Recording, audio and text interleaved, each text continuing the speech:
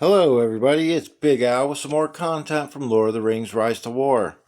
So I'm going to do a little short video on the gear set effects. The ones that are helpful, the ones that are okay, and the ones that really just aren't good. So, with that being said, let's just get right into it. Okay? So first I'm going to go through, and I'm going to go through order on the set effects, the way that they're written here. So you have Power Overwhelming. And what that does is that formation receives 10 less damage for a two-piece set or 24% less damage when in stun or madness status. This is not a bad set effect because there is so many commanders out there that have madness or stun. I mean, Gandalf the White, Bjorn, Saruman are just a couple of examples. So if you find yourself getting stunned a lot or maddened a lot, people will see like Dane. Dane is usually a very big target for these because of his initiative, the speed. So he will usually act after, say, a Sauron or a Saruman. So power overwhelming, not bad. Then there's upkeep. The recovery administered plus 3% for a two-piece or 7% for the four-piece.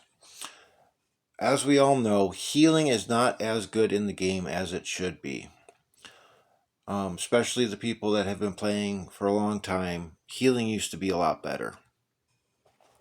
With that being said, this is an okay set effect.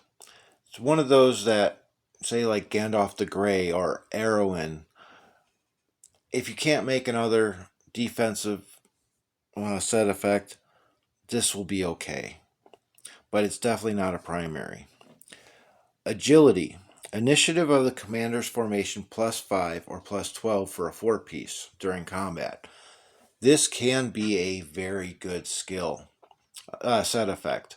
A lot of people will run these set effects on Sauron's, Gandalf the Whites, Bjorn are some examples that use this. And what that does is the faster the agility initiative is what affects the battle order. Okay? So it can come in very handy depending on the commander. Next is Sharp Blade, and the formation gets +10 attack for a two-piece and +24 for a four-piece set of Sharp Blade. This is an okay set effect. This is more for the people that don't have a lot of gold gear, because you want to focus first, depending on your level, the first spot that you want to focus on getting your commander attack to is about 200. But when you have multiple seasons or you're a spender, then it becomes you're shooting for more like 240 or 250 commander attack. So also be realistic inside of the range that you're looking for.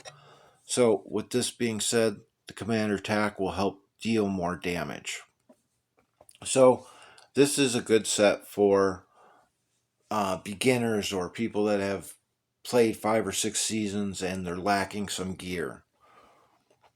Next is thick armor, and this gives you +10 defense for two-piece set or +20 for a four-piece set, and that is the formation. So that, and the same thing with like Sharp Blade.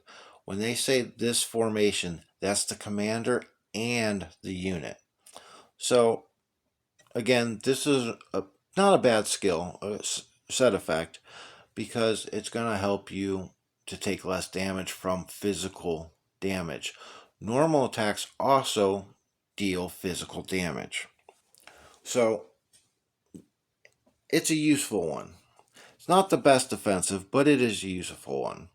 Then you have Flay, and Flay ignores defense of your enemy. It's a two-piece set is 8%, a four-piece set is 18%. This is another one that if you can't make certain other set effects, this will do. Now we have might. And this is actually a very good skill for damage dealers. The physical damage dealt by the commander's formation, plus 5% for a 2-piece, 12% for a 4-piece. So, your damage dealers, let's talk about like Dane and Bjorn. Their skills are come off as physical damage. So, anything to give you more damage against your enemy is good. So, might is definitely a good set effect. Then we go to fortitude.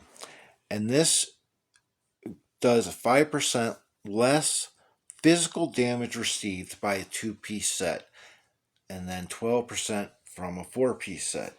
In my opinion, this is first or second in the defensive set effects. Because again, your biggest damage is going to be physical damage against you. Normal attacks come off as physical damage. So it's always nice to get a damage reduction. And this fortitude lasts for the entire fight. Then you have Lord of Arcane. And what that does is it gives you plus 5% or 12% for a 4-piece set of damage dealt by elemental damage, focus damage, however you want to word it. And that's the burn, poison, and regular focus damage. So this is a set effect you kind of want on like Galadriel if you're running her as the damage dealer instead of support. Sauron is another one that you would want to run this on. And those are just a couple examples. And again, this is another good attacking set effect for the focused based damage dealers. You have Warcry next, and that's for the first 3 rounds. Damage dealt plus 10% or 24% for the 4-piece set. I am not a fan of Warcry, and the reason for that is because of White Council or Undying's Evade or Gill's Evade. So you're getting the extra damage boost, yes, but it's during the rounds where so many people have so much damage reduction. So I'm not a fan of Warcry. Next is evasive action.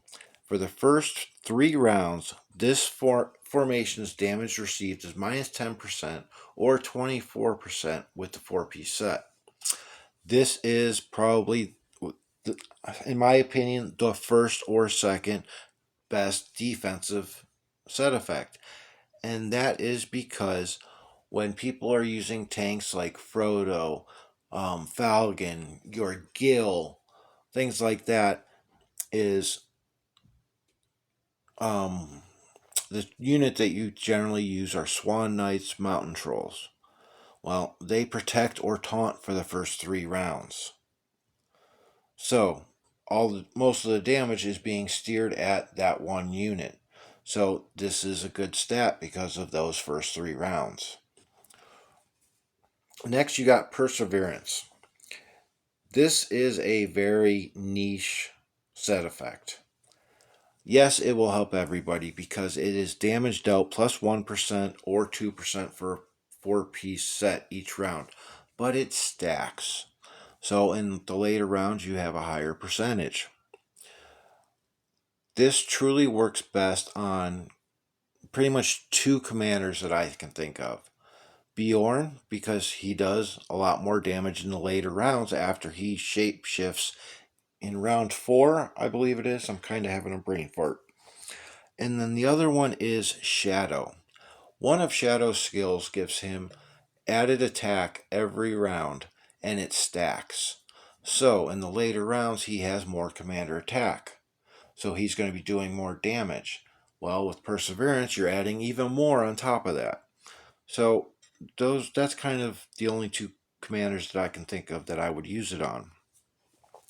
Divide and Conquer is another defensive stat, and this is damage received minus 1% or 2% for the 4-piece set each round.